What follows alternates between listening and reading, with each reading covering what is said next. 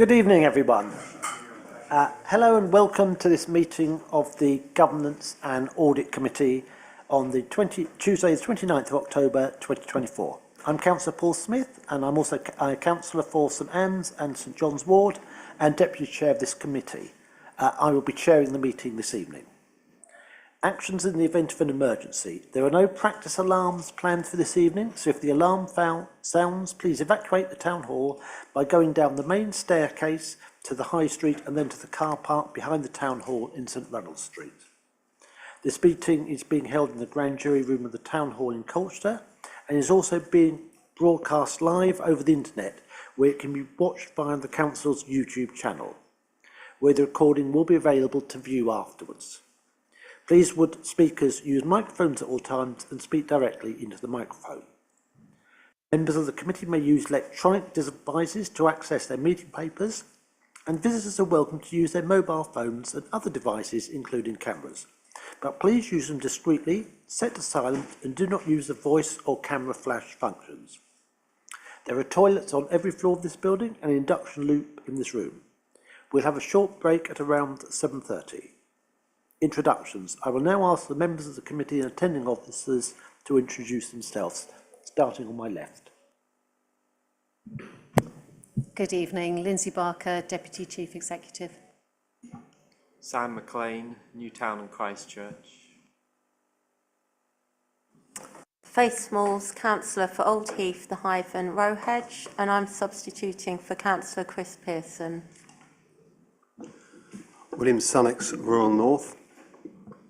Councillor Sarah Naylor, Lexton and Braithwaite Ward. Good evening, Councillor Paul Dundas, Tiptree Ward. I'm David Hart, I'm Chair of the Finance and Audit Committee of Colchester Borough Homes. Jeff Beals, Housing Strategy and Assurance Manager for Colchester City Council. Matthew Evans, Democratic Services Officer. Sean Kelly, Wivenhoe Ward. Thank you very much. We've already covered substitutions, I believe, with Councillor Smalls substituting for Councillor Pearson. Urgent items? There are none. Thank you. Declarations of interest. Do we have any? If any become apparent, please let me know.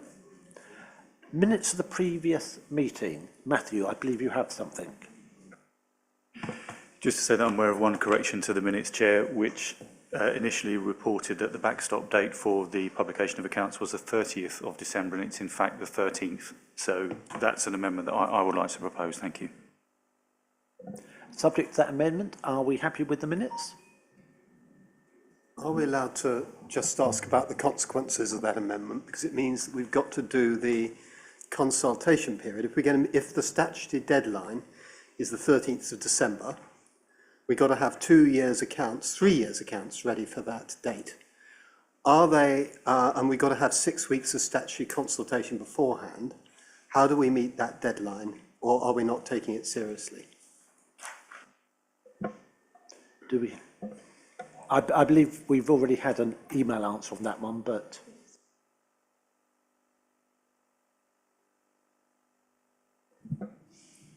Councillor Sunnox, apologies, you have had an email today, but you probably haven't seen it yet. Sorry.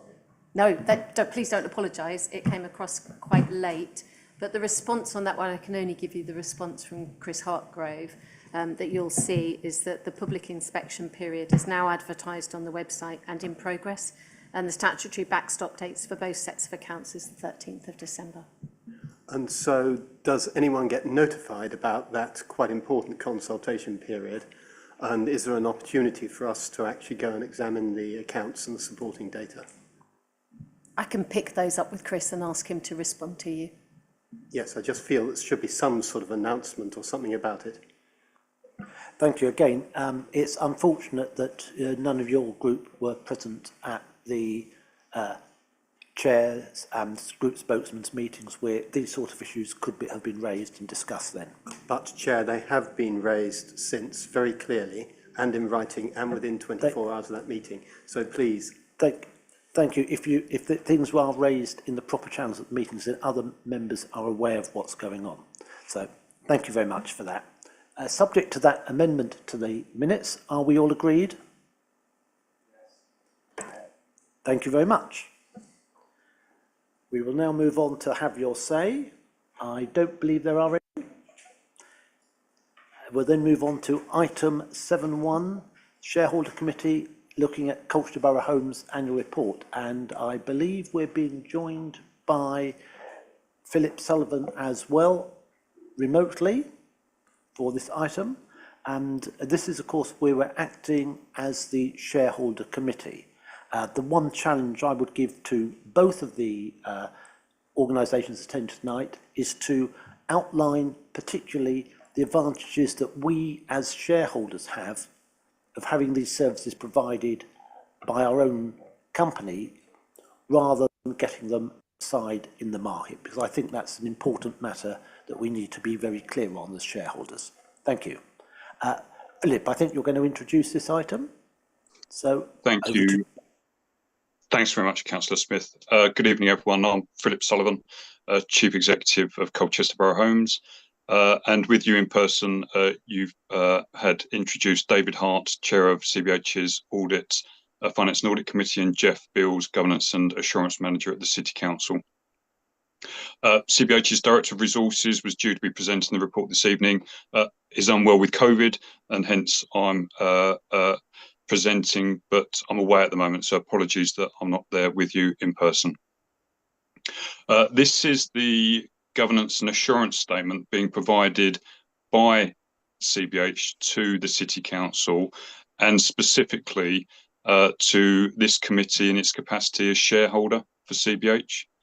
The annual governance statement is appended to the reports, and it includes details of the role of CBH's Finance and Audit Committee, in that it oversees risk strategy and the internal audit programme.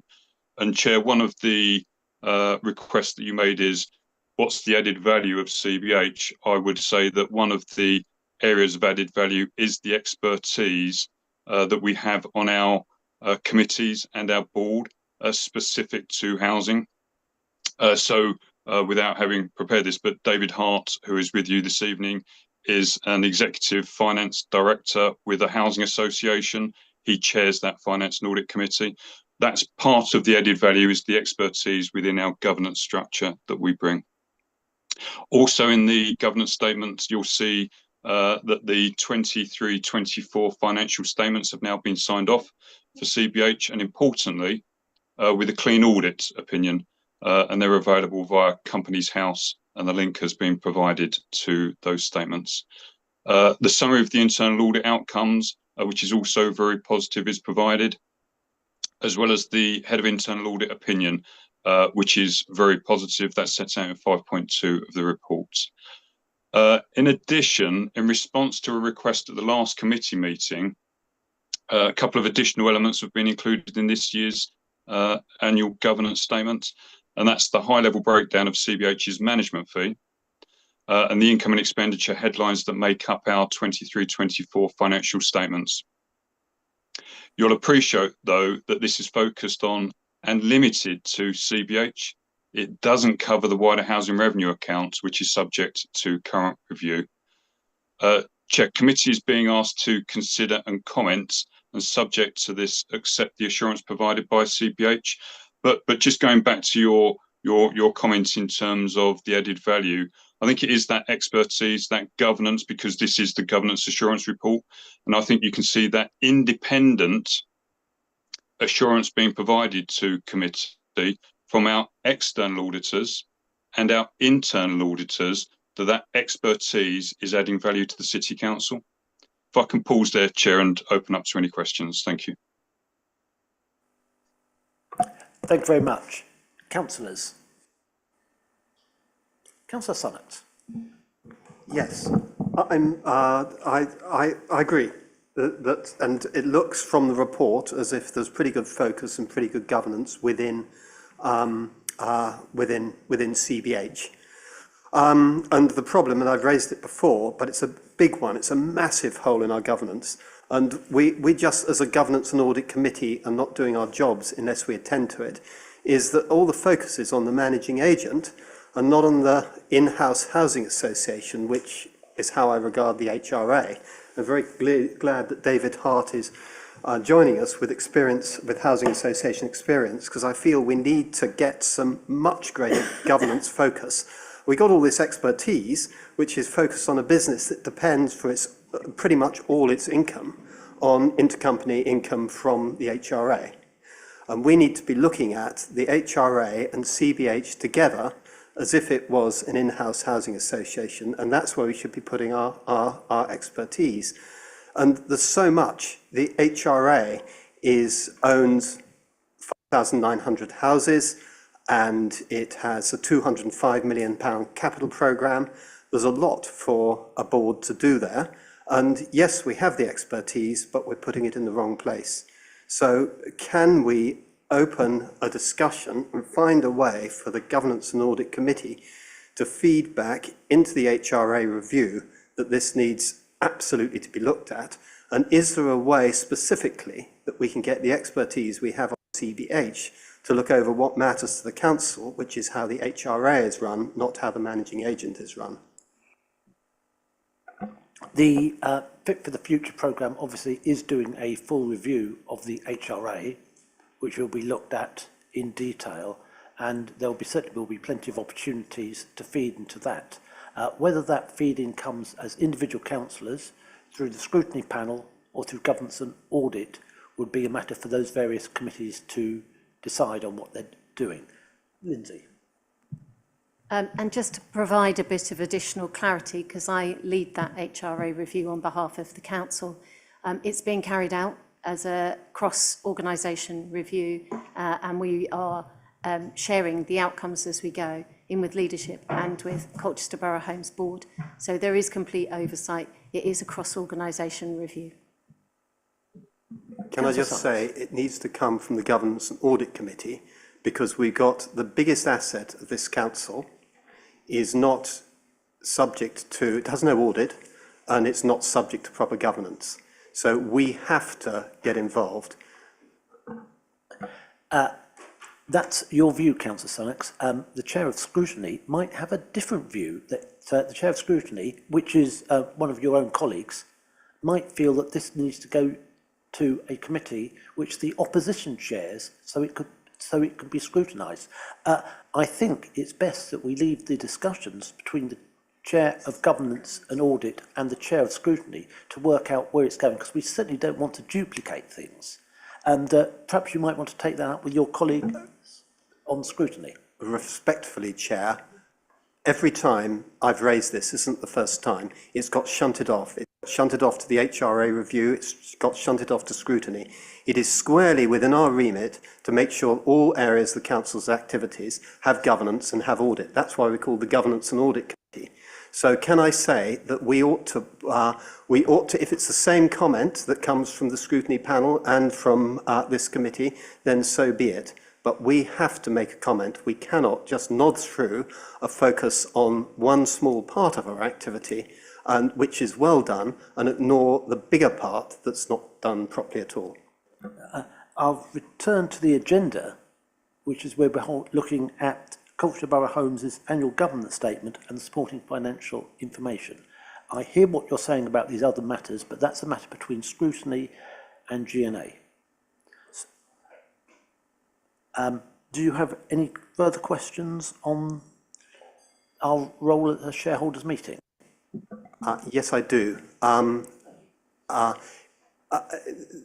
There are statutory accounts, and I found them at Companies House, and funny enough, I'm happy with them. They look sensibly done.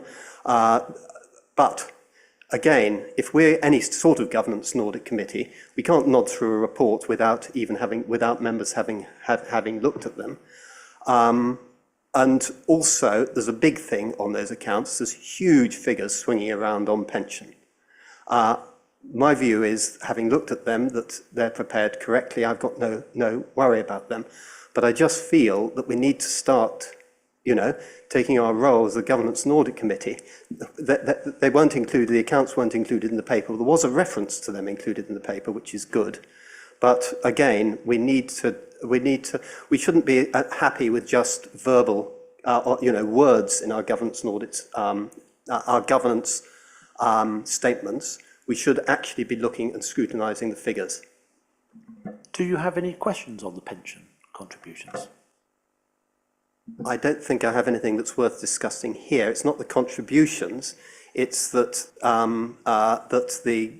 that 2 years ago, the CBH had a large pension deficit, and that swung into a large surplus. And there's nothing particularly surprising about that because real interest rates have gone from negative to positive. And they've decided not to put, they did put some of the deficit on the balance sheet, but they decided not to put the surplus, the current surplus, on the balance sheet on the basis that it could disappear equally quickly as it appeared. And I feel that's the correct thing. So it's not really a question, but I just feel that we as a committee ought to show, and we should minute, that someone on the committee has actually looked at the accounts and is sort of happy with them. I think that's why we included the link, so that people could indeed look at them. I do remember the bad old days when we used to get absolutely huge agendas, and it was suggested sometimes that people were producing over large agendas so that councillors missed the key issues. So it is very difficult to do right by both things, but I think the way we have it at the moment, where the links are included so that councillors can look at those bits that are of particular interest to them, is absolutely right. I'd love to have a discussion with you about the local authority pension schemes and their funding operations, but I feel that is definitely not in the limits of this meeting tonight. Are there any further comments?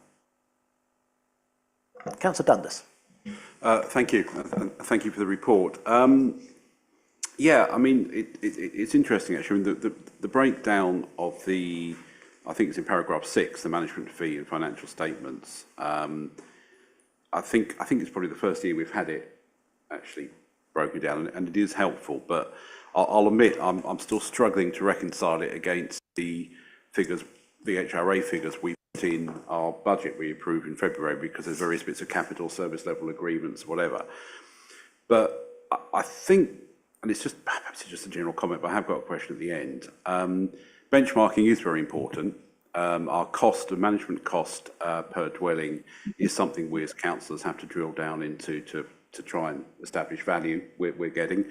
And being brutally frank, depending on which rumour you believe circulating the local government world, CBH may well have to justify itself to potentially a new council in the next couple of years. And it won't be any of us.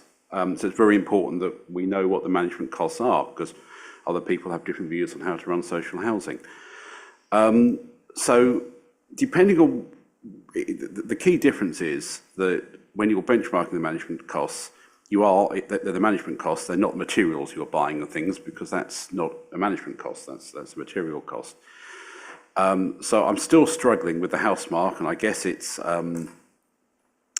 just the way the house mark works to reconcile those figures with the breakdown here, but that's probably perhaps my problem. But the 3.921 million on repairs and maintenance works, they're described as materials, fine, and other costs associated with repairs and void services. What are those other costs? Are they other material costs, subcontractor costs, or is there any labour or project management in there? I'd just be interested if you could expand a little bit on what that sentence actually covers. Thank you. Chair, I can. Question for Phil, not for me.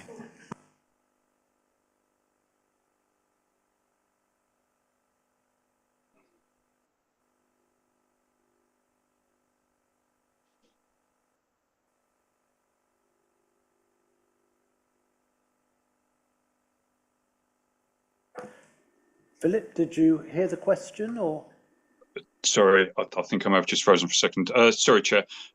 Thank you, Councillor Dundas. Yes, in terms of repairs and maintenance works, that will be a combination. It won't just be materials, it will be subcontractor costs. So a significant amount of that will be subcontractors. Thank you. Councillor Dundas also mentioned benchmarking. Could you give us a little more explanation as to how you do the benchmarking? Because I think that's an important issue as shareholders to see exactly how we're doing compared to other companies, if I can put it like that, in the field. Yeah, of course. So we have benchmarked using Housemark. It's the housing standard benchmarking consultants that we use. It's consistently applied by Housemarque. They're the ones that ensure consistency in terms of how the figures are measured and the cost per units that come out. What I would say, though, is that I appreciate Councillor Dundas's observations about there's a bigger picture there with the HRA, that we are asking Savills to look at costs across the piece, and that includes CBH. So that bigger piece of work, and I'm confident it will demonstrate that CBH is delivering very good value for money, but that piece of work will be part of the Savills HRA commission as well. So there will be some further information coming through on that. Thank you. And for the benefit of some of the newer members of the committee, could you explain Housemarque and who they are? Yeah. So Housemarque is an independent consultancy. They have for many years been looking across the housing association and local authority housing providers, and they gather data, information, basically based on performance and costs. They then have their own way of making sure that there is consistency in how that's measured, and then break it down to a cost per unit, so that we can then compare across our peers as to how we're performing, both in terms of, as I say, cost and in terms of performance in dealing with housing management, lettings, income collection. So it's an independent housing consultancy that most social housing providers use. It's the go-to for benchmarking. But we are supplementing that, Chair, with the work that Savills are doing this year. And that will be giving that broader picture. But that will work its way through the governance structure within the City Council. Thank you very much. Councillor Sunnox. I'll just go very briefly come back. Thanks for that. Yeah, I mean, just to sort of explain perhaps what I was saying, I think the way you've broken down the costs and the way they're broken down in our budget papers, which we approved in February, we need to try and get on the same page and the same categories, because they are virtually impossible to reconcile. Now, I get why, because we've got service level agreements going backwards and forwards, we've got capital and revenue expenditure and various things being capitalised and everything else. The only thing you can actually reconcile is the 4.872 million base fee. That you can reconcile. That's clearly in the budget papers, that's clearly in these papers. The rest of it is impossible to reconcile. They kind of reconcile, but actually working out what you're reconciling is virtually is very, very difficult. So just as a request for future, if there could be a little bit of liaison between how the CBH breakdown is done and how the budget breakdown is done, that would be really helpful for us to understand what's going on, or help us understand. Thank you. I think that point has been noted. Councillor Sun. Yes, I agree exactly what Councillor Dundas has said. I'd like to build on why it's so important.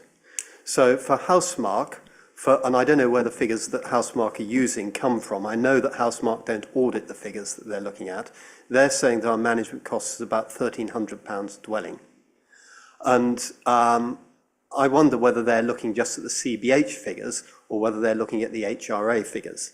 HRA makes it quite clear there's 12 or 13 million a year going out in management costs, in the management fee to CBH, and in the supervision and management.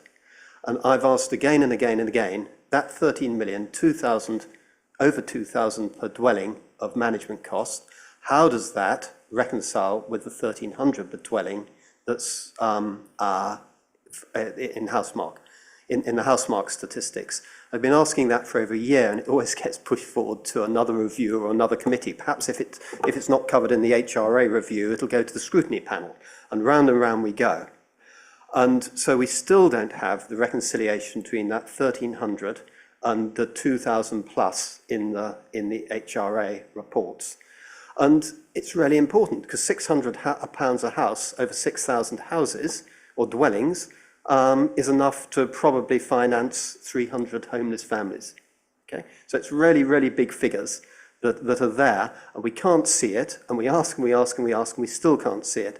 So please, can we rather than the HRA review is not going to come through until after the budget, we need for the budget at the very least to have a breakdown of that 8 million of supervision and management costs in the HRA.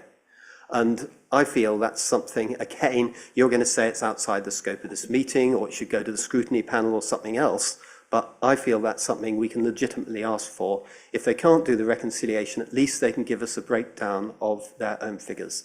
Thank you. Thank you. I would, of course, point out that the homeless budget actually is a general fund and not an HRA item. So therefore, CBH could not fund the homelessness budget out of those savings.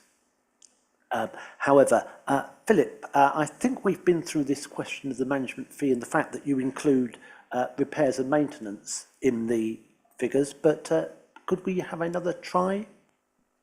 Yeah, thanks very much, Chair, and thanks, Councillor Dundas and Councillor Sunks as well. Just to build on the questions and comments made. In terms of the breakdown of the management fee, Councillor Dundas, this is the way the management fee is broken down between CCC and CBH. I've presented it in that form, and also just to focus that tonight is CBH, and I've endeavoured to provide the specific information that was requested at the last GNA meeting, and it's broken down in the form that it exists, in the form that it's between CCC and CBH, and in terms of the financial statements, the summary information from the financial statements, in the interest of being transparent. I completely understand the observations and the comments. I would say that in terms of the HRO review, and I'm not pushing it to that, but the HRO review is looking at this. But in terms of how the HRA is broken down and presented, then I'm sure that's something that myself and Lindsay and colleagues can take away. But what I have endeavoured to do this evening is to present the information that was specifically requested at the last meeting. And I think there's been an observation, this is the first time you've seen, for example, the financial statements. Transparency is really important to me. And I hope that you can see much more information in a digestible form that allows you to ask those more sort of searching questions. And I'm happy to continue to do what I can to respond to them. Thank you, Chair. Thank you. I must admit I found it a very useful exercise in seeing how the figures are split down between the various things, and indeed how some even the general fund figures, such as the housing options and the housing systems teams, are actually included in the base fee, which is not something I'd actually expected. But it's very useful to see that. Sure. Oh, thank you. It's a two-part question, sort of relating to the provision of IT services within the breakdowns here. You've got it once listed as costing about 100 grand, and then we've got it listed again as being part of other operating costs, sort of lumped in with a bunch of other stuff. So question one, or part one, is that £99,000, how is that derived? Is that an arbitrary figure that's just some sort of cross-billing thing, or has it got some sort of basis somewhere in timesheets or something? And then the second part of the question is, how come we have charges for IT appearing as another line item effectively? It looks like I'm being double charged or something along those lines. Thank you. Are we being double charged? No. An important point is just to give the specific reason for that. So the bottom one, the £99,000, is in the general fund, and that relates to the housing options and the homelessness activity. That's not our general housing management, CBH core housing services. So the 99,000 is for the general fund work that we do, which is different IT systems that we use for that, for housing options and homelessness. And the other IT costs are for come out of the housing revenue accounts and are for our staff involved in supporting the systems and the IT help desk. It's those types of services. Councillor Kelly, is that? But by all means. Sorry, just for clarification for newer members, the homelessness responsibility sits with the council, which is why it's under our general fund. It's not able to be paid for from the HRA because that's existing tenants. So, but we commission Colchester Borough Homes to deliver that on our behalf. So it's almost an extra service that they deliver on our behalf, and anything that gets provided as part of that service has to be shown transparently as part of the general fund. It can't be shown as part of the HRA. That's why there's 2 lines in there. Thank you, and I think that's a very important point in understanding how CBH adds value as an organisation, because if we had a housing association rather than CBH, we would still have to provide those temporary housing services, but we wouldn't have CBH do it for us, so we'd have to provide those services on our own or contract out. Councillor Sunnox. Yes, surely if we provide more housing in CBH and take someone out of the temporary accommodation, we've reduced the budget, the general fund element of it. So I feel that, yes, strictly homelessness belongs in the general fund, but I feel the 2 are fungible, and that we should be, that half of CBH's objective is to provide more housing and reduce the waiting list. I've not seen them as 2 separate things completely. Legally, of course they are, because the general fund and the housing revenue account are completely separate bodies, and that it is quite wrong for any council to cross-subsidise either the general fund or the housing revenue account. And there is a great deal of case law on this particular instance. So where you have services which CCC provides for Colchester Borough Homes, for example, the call centre, they get charged for that at commercial rates. Where they provide services for us, like looking after temporary housing situations, we compensate them for that. It is a very clear legal distinction. You're quite right, though, that an efficient CBH that's rapidly clearing people out, got its voids down to a good level, helps reduce homelessness, does indeed reduce the costs on the general fund. And it's another argument, I suppose, for how CBH adds value to the council. Because if we had a housing association, what lever would we have on them to say, excuse me, your voids are going up a bit, can you kindly get the properties back in service quickly so we can move people out of temporary accommodation? We wouldn't be able to do that. Whereas with it being part of our own family of companies, it's of course a big advantage. So I think that makes a very good point, Councillor Sunnox. Thank you. Councillor Thank you. I just wanted to pick up on the IT actually, and I know perhaps we're straying slightly off the government statement, but we know that it's in there, you've got the service level agreement. I'm not sure whether IT forms part of the service level agreement, but we know that Colchester is embarking on a new IT strategy system jointly with Epping. Is that something CBH are going to be involved in, or are CBH pursuing a separate IT strategy? I'll pick that up, Chair. So this is the annual governance statement for 23-24, and in 24-25, the ICT team in CBH has transferred back into the council.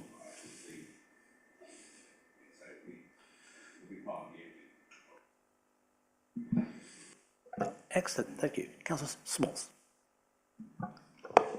Just a quick question about staffing and the appraisal of staff, because it says it's done through a bespoke app, My Contribution app. So I've got no experience of how appraisals might happen through an app, and I'm wondering if there are still people involved, or I've got an image of somebody just answering on an app and I can't quite visualise it. Good question. Thank you, Councillor. I can pick that up. No, it's the manager and their team members sit down. It's just prompted in terms of the app, and it's quarterlies, which is a quarterly appraisal, and it's monthly check-in, but it's in person, but it's just a structured way of following it on the app. Thank you. Now that's clarified that.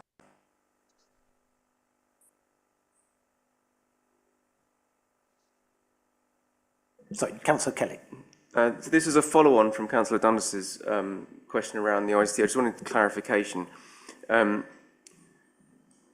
Is the IT service being effectively transferred to Epping, or is it staying here?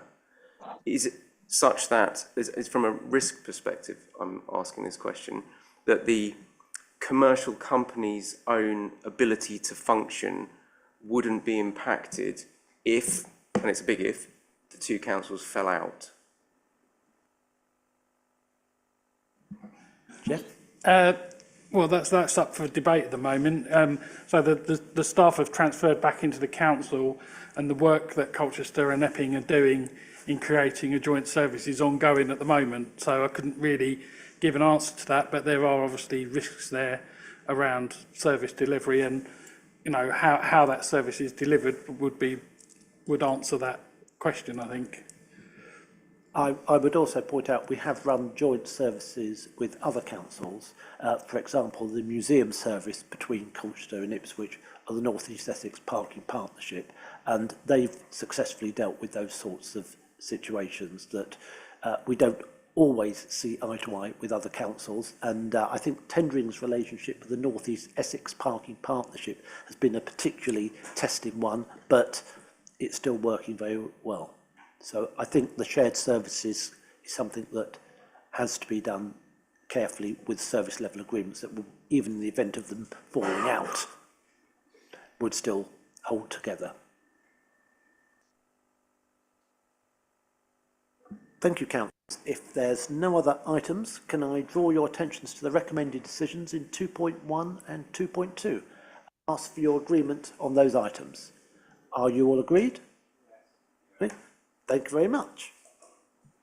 And thank you very much, Colchester Borough Homes, for your help and assistance, and in particular Philip. Enjoy the rest of the evening, and the rest of you are very welcome to stay, but on the other hand, if there is something other that you'd rather do than listen to us, do feel free to go. But thank you again for this. I've been very impressed with the work that CBH has done. Thank you. Thank you very much. Good night, everyone.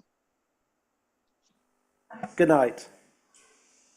And we'll now move on to the next one of our shareholder episodes.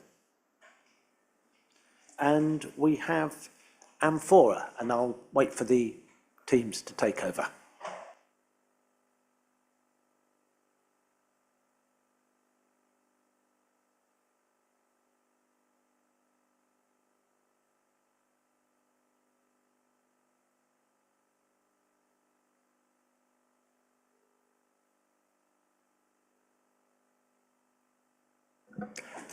Thank you very much. Would you like to identify yourselves, starting you with maybe with Simon for the mic?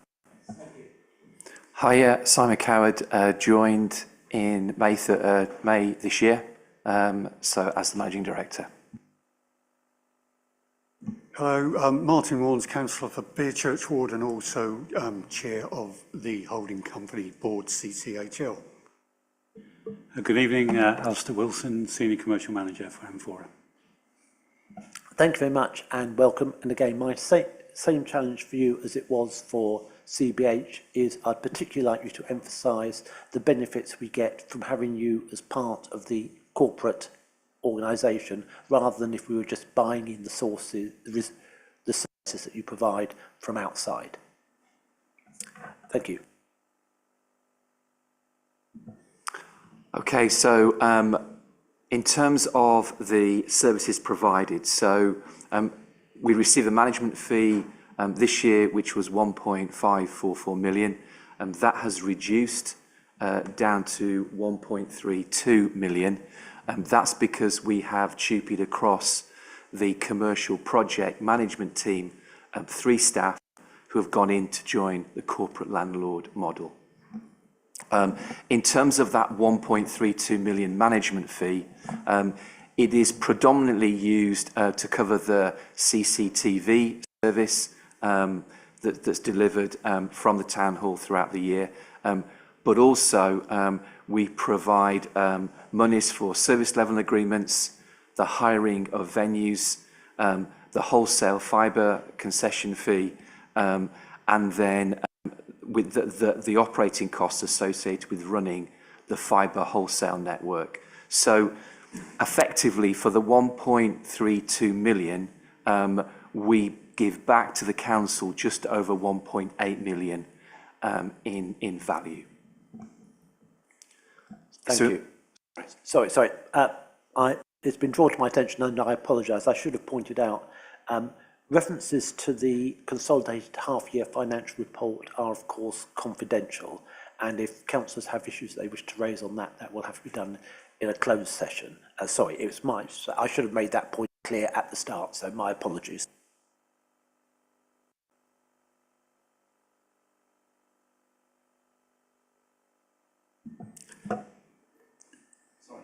Sorry, please continue. So really, the two items that we've put to you, one is the annual report, which is going through 23-24. Apologies that it is not a signed account. We're going through hibernation at the moment of the homes and energy businesses, so that will be dealt with hopefully shortly. It will need to be obviously dealt with as we are able then to sign off our end of year accounts for 23-24. And then we've provided the full details, but obviously for discussion in the non-public session. That's all just at this stage. If there are any questions, Chair. Thank you very much. Councillor Wants, is there anything you would like to add? Basically, Simon's covered it very comprehensively, and in the interests of keeping the meeting moving, I won't labour you by adding anything further. But thank you for the invitation to be able to do so. Thank you. Councillors, is there anything that we wish to raise on the non-confidential part of the agenda? Councillor Sykes. Yes, I think it's really important we understand, and this, just can't figure it out from what we're hearing, who owns the assets, what assets are there, and who owns them. As far as I can see, most of the assets, except for well, I think all the assets are sitting on the council's balance sheet, and then CCHL is providing services to manage them. It's a slightly similar point to the one I was making about CBH. Are we focusing on the right thing? Where are the assets, and are there some hidden assets in there? And some of this would be Part B stuff. But perhaps while we've got the three senior people there, they'd explain where the assets are and where the income for these various commercial companies comes from. Is it all from the council, or are we actually, we know we've got a very good events business, we know we've got a very good helpline business, but a lot of this stuff about fibre and so on, it seems that really what we're doing is managing the council's assets, not running it in the companies. So in terms of homes, we've sold off the last flat on Creffield Road. That means that the only outstanding asset is the leasehold on the whole building, and that has been transferred to the Colchester Commercial Holdings. So it's been moved from the homes business to the holdings business, and that was really done such that we can then hibernate the homes business. So there's no other assets then within the homes business. In terms of the energy business, there are two issues. One is the loan that was given by the council to Kale, the energy business, and also the boreholes. So in terms of the boreholes, that asset is being transferred at construction value back to the council. So we're in the process of doing that at the moment. In terms of the loan, that is being written off, and part of the funding for that will come from the grant that the council received in order to build the heat network in the first place.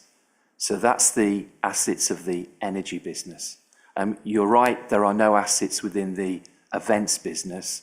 The assets of the fibre business really fall into two areas. The wholesale network, which is owned by the council. The fibre business, Cattle, pays a concession fee for the use of the wholesale network. The local area network is effectively an asset of the fibre business. So as it builds those connections from the wholesale network to the customer, that is an asset owned by the fibre business. In terms of assets, I think I've covered them all off. Thank you. Councillor. Two supplementary questions. I listened as far as I could. The network, the fibre network, is sitting in the council? So the wholesale network part of it is owned by the council. Right. The local area network is owned by Colchester Fibre, by the trading company. By cattle? Yes. Okay. And the second thing, that's good, I understand that. The second thing is the boreholes are being moved over at cost. Is that arm's length value? What is there, if you tried to sell the boreholes, what could you sell them for? So the advice given to the City Council in regard to the value of them is effectively the value of construction, which is the 1.165 million. And so that's the value that has been paid for by the council for those two boreholes. So that's coming from expert advice from Link.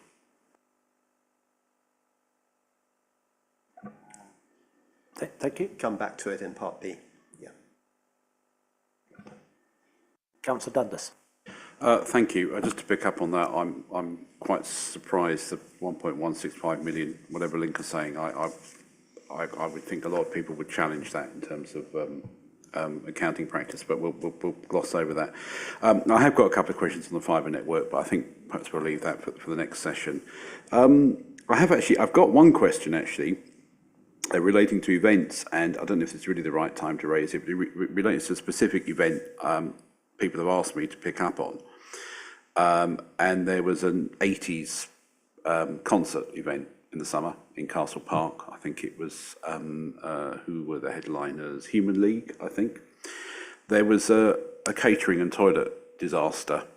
Nobody could get a drink, nobody could get food. There were massive queues for the toilets. The lighting was very poor. I saw lots of people falling over on the way out, falling down hills. Nobody knew where the exits were. None of the staff seemed to know where any of the exits were. There were complaints in the press about it. Now, it's difficult because I appreciate that we have promoters who hire it off us, and we haven't perhaps got direct control, but it's still brand Colchester. It's still, I went to a concert in Colchester Castle Park and it wasn't very well organised. I just wondered if you could perhaps ensure that doesn't happen again. You know, when we put these promoters in place, we have to have some control over them. So that's one question. On the actual, what we're being asked to do this evening, it says to review and note the draft CCHL annual report. You know, without a set of accounts, this isn't a full annual report. I've never seen a shareholders report which doesn't have any accounts with it. So I just want the reassurance that all we're doing tonight is noting that we've seen the draft one, and it will have to come back to this committee when it actually becomes a full report for us to then approve or not approve, depending on what the committee think. And the other thing around the CCTV, I mean, I've been asking this question for a while because I know that there are particularly parish and town councils and that who would perhaps consider actually paying for monitoring services or paying to have extra CCTV installed in their areas. There is a potential commercial opportunity there for the CCTV business to actually expand. Yes, it will involve taking on more staff, it will involve more monitoring, but then again, surely we want to grow the business because it's a commercial business. So how much commercial impetus is there behind the CCTV system? Are we actually actively going out there looking for opportunities to expand it as a business? Because I haven't actually seen any evidence of that happening personally. Just to reassure you, Candace, yes, the full accounts, when they're available, will of course come back to this committee. Can I ask Alistair to answer your first and third questions in regard to the Human League and the CCTV? Thank you. Yes, so firstly, in relation to the 80s calling, it was not the best concert, to say the least. The promoter, we're not working with them anymore. We had worked with them for a number of years, and they've been very professional. I think they subcontracted, and they were let down, and ultimately let us down. And there's no experience we want for Brand Colchester. So we've moved to the biggest promoter. You may have seen some of the announcements on some of the headline acts that will be coming in 2025. So yes, we. In relation to CCTV, we are seeking opportunities from commercial driven through Colchester Fibre under our wider digital services. So Colchester Fibre is more than just providing fibre, it's providing the services that the fibre enables. And for example, the Turnstone development, the leisure park at Colchester Northern Gateway, we have secured the CCTV monitoring of that park, and that is funded through the management fee of the tenants. So we do seek opportunities. We are in discussions with another local authority about how we could potentially take on the monitoring of the CCTV.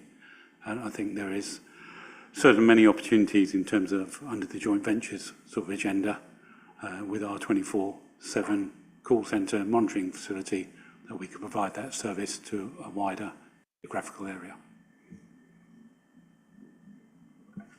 Thank you very much. I'm just going to come back on the CCTV.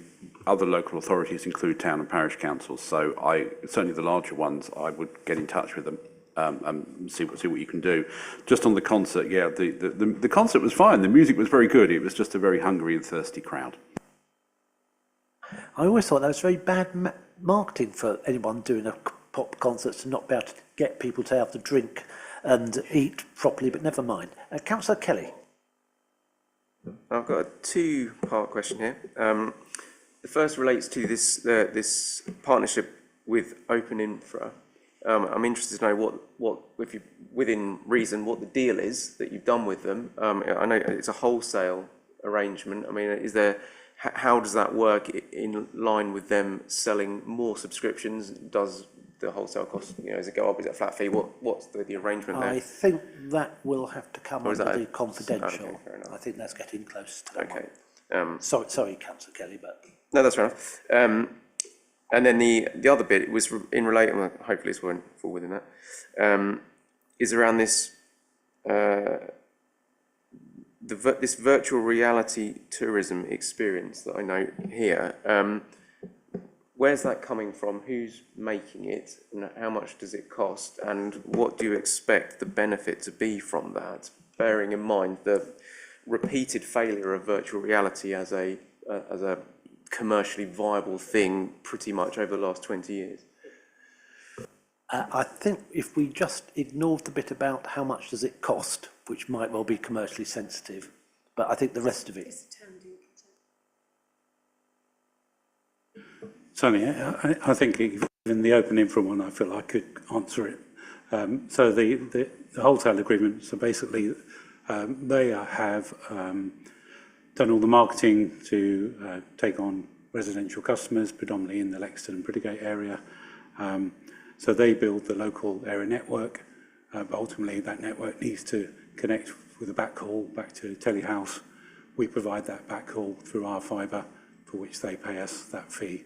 So the number of people using it, it doesn't impact what they pay us, because they're buying one service from us, which is the backhaul to basically to light their fibre to residents, because basically it can't be the internet without having dedicated fibre back to Telehouse. So that's the service they buy from us. And then the second question, apologies, I've just gone from my head. Oh yes, yeah. So so it's a town deal funded initiative working with the museum service. So we have tendered and awarded the contract for the build of the 5G network at key heritage points around the city, and then we work with the museum service to develop the content, conscious of it becoming a sustainable and viable product, and that work will happen over the coming year. Thank you. Councillor Dundas. Yeah, just very briefly, the 5G, the private 5G network, could you perhaps expand or explain exactly a little bit how that works and what it is? I take it by 5G, we're talking a wireless network. That's usually what people think of as 5G. So firstly, what is substantially different between that and the already commercially available systems, which we can get on our phones and routers and all the rest of it? And who are the actual customers for that? And how are they utilising it? I just wonder if you could just explain the rationale behind the commercial and beneficial nature of it.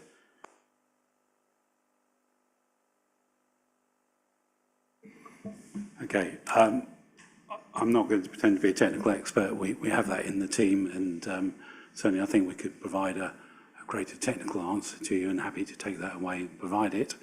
I think, so the customers of it will be people that subscribe to the service through the museum service to get the virtual reality experience. For example, at all the various, at the castle itself, the Roman gates, so they could, understand and experience what it was like in those times. So that will be a service that people subscribe to, as visitors to the city. Yeah, I think one of the problems is, I think it's the way it's described, it's actually a really difficult sell to the public at the moment as to why we're spending money on it, why we're spending town deal money on it, because the average person in the street will say, hang on, the council's spending a load of money on 5G. I've got a 5G phone. Why are they, I get it with 3 and O2, why are they spending public money on a 5G network? So I think when we explain it, I just don't think it is connecting with people at all. It's not really connecting with me, to be honest. I'm never really quite worked out what the benefit of it is. So I just think we need to work much harder on explaining why as a council we're developing a 5G network when you've already got 4 in the city. Thank you. Simon? Yes, so we'll pick up that question. It's a really good question, and we'll pick it up in terms of explaining the commercial value. So we'll take that away as an action. Thank you. Thank you very much. Are we done with the non-confidential part of this agenda? Councillor Sykes? Yes, I just want to, building on Councillor Dundas's point about the accounts, we need to make it clear that when we minute this meeting that we're approving a report, not any type of annual report.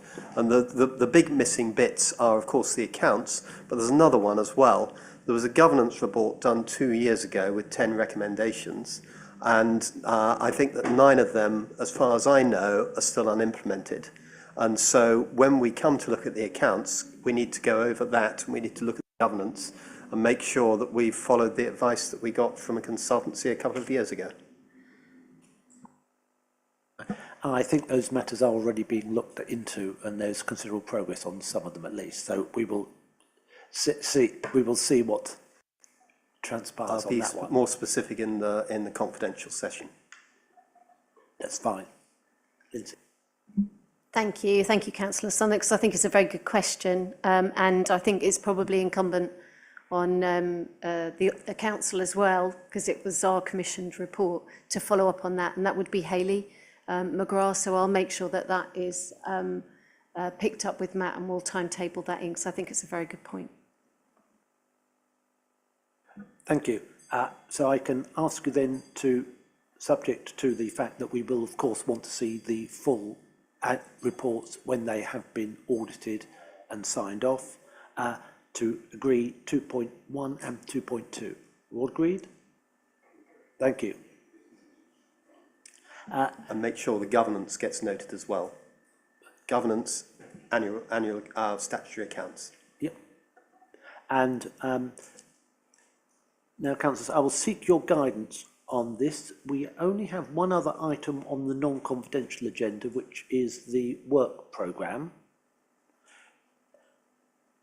Are there any, if we have no major discussions on that, I'm happy to go to do that and then move to the exclusion of the public. Just very briefly on the work programme, if this is the right moment, Chair.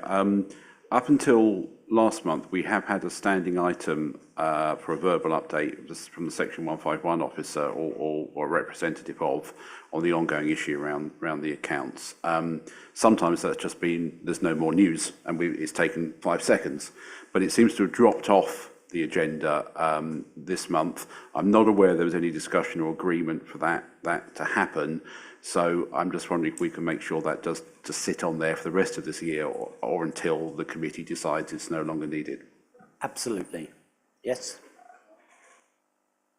Sorry, Councillor Dundas, if it helps. My understanding is that as part of the review of the governance processes that some meetings should be allocated as entirely shareholder meetings, and this was one of them, and that would explain why the verbal update was dropped off from this specific meeting, but back in the future, sure, absolutely. Sorry, you're quite right. That's in line with the CIFRA best practice, but yes, it will be on all future meetings, so that is fine. Any other comments on the programme? Councillor Summers? Yes, we've agreed the governance statement for, this is coming back to the same point again, and I don't apologise, it's so huge. When on the work programme will we look at the HRA governance, and will we have, I regard the HRA governance review as leading into some significant cost savings that need to be looked at for the budget. And I think postponing the HRA review until after the budget is going to cause real practical problems. So should we not have the HRA governance and costings on the agenda sometime in the next couple of months somewhere? Lindsay? So the HRA review as part of the Fit for the Future programme is not due to report until after the budget. There's still information we need to hear tomorrow, for example. So we are not intending to rush this piece of work, because we need to ensure that we get full tenant consultation and engagement as well. There are requirements around that as part of managing the HRA on their behalf. This is tenants' money that is coming in.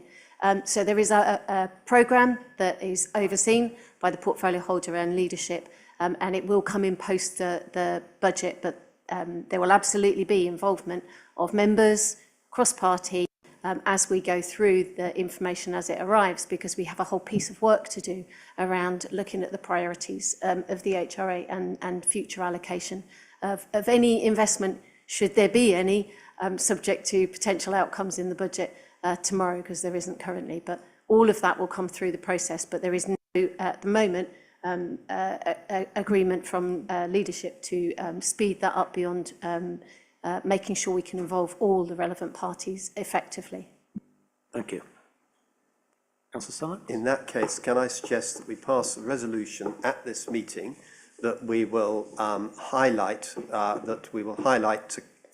the Cabinet our concerns about the lack of governance in such an important part of our business and the difficulties of preparing a budget before the HRA review is complete. Sorry, we're on the work programme. We are, but we've just been told... Sorry, Councillor, yeah. we are discussing the work programme.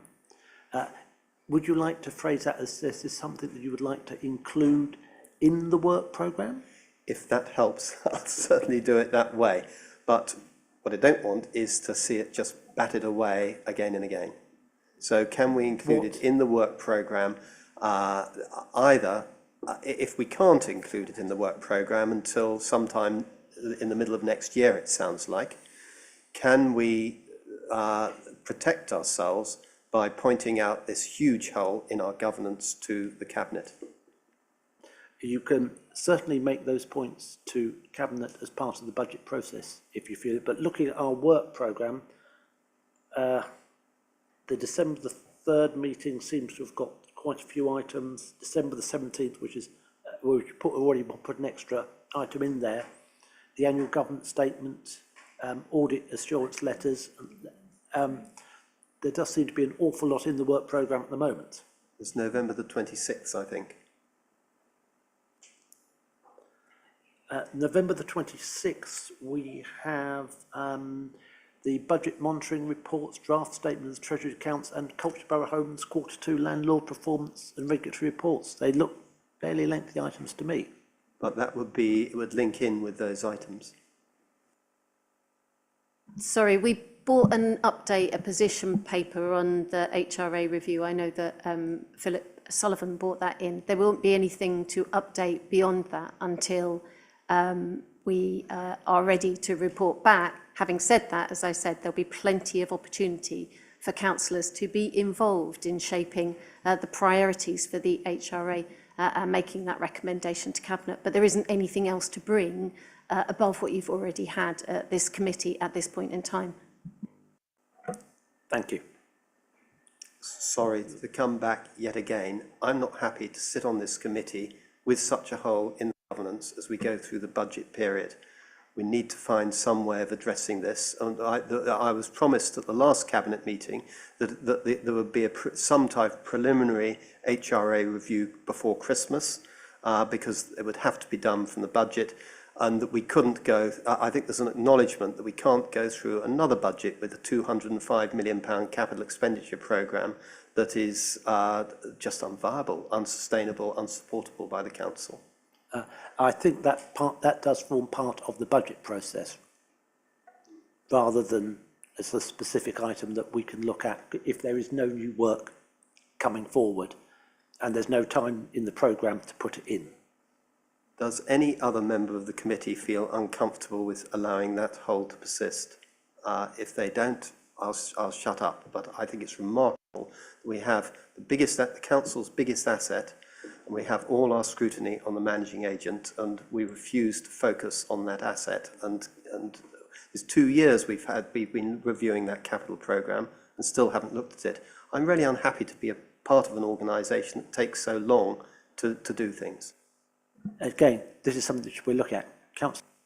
Yeah, I have a lot of sympathy with what Councillor Sunnix has said. I'm not quite sure where we fit into the work programme, but I think what the root problem is that we are now approaching probably the third year in effect that we've gone into the February budget, effectively approving a budget where we know that the HRA aspect of that budget we vote on isn't going to happen because it's under review, and what everybody agrees is, well, what you're voting on these figures, they're kind of not going to happen because we're reviewing them all, and they can't happen because we can't afford it. And I think we all have to admit that that's an unsatisfactory position. I'm not sure I've got an answer on it. I do understand Lindsay's comment that there are potential changes which may affect the review. Having said that, there are always changes coming and going from central government. You know, that every year something changes, but I think we should all, as councillors, be uneasy or not particularly happy with the situation that we vote on a budget where we are basically saying a big chunk of this budget isn't actual reality because it's all going to be changed. I think that's a fair comment. I take and hear those points. I think they're very well made. What I would say, though, is that with the fact that we have a new government, I think the changes this year are going to be rather larger, and that will lead to feeding through into the capital programme. And I certainly would like to see those sorts of changes happen before that. Leader, would you like to? Joyce, briefly? I'm conscious that we have still got... My apologies, I joined you at the end of the discussion, but it's a bit like a time warp because I've heard it here before. Now I'm looking, William, at you because we've had this conversation specifically. Can I just share my recollection? The last time we had the conversation was that being practical about the fact that the HRA review unavoidably, and in many respects rightly, because it has to have a process, including one you described, Lindsay, of consultation with our tenants, will go beyond the budget setting period, but that we did say we will be looking at what was the more certain period, which is next year, where further commitments would have to take a view. So I understood us to be having a long-term sense, subject to whatever guidance or change comes from government, and subject to that review, but we will be looking before Christmas at what it is that we do know and what difference that will make to our borrowing and our building and our related maintenance plans, our expenditure plans for the HRA. In short, and I thought this is the point you were making, that we would be taking stock before Christmas and that they would be fed into the budget process, something that I suspect, but I can't know, could be very different to the assumptions that we've seen so far. Thank you. I think I'm happy with that answer. Excellent.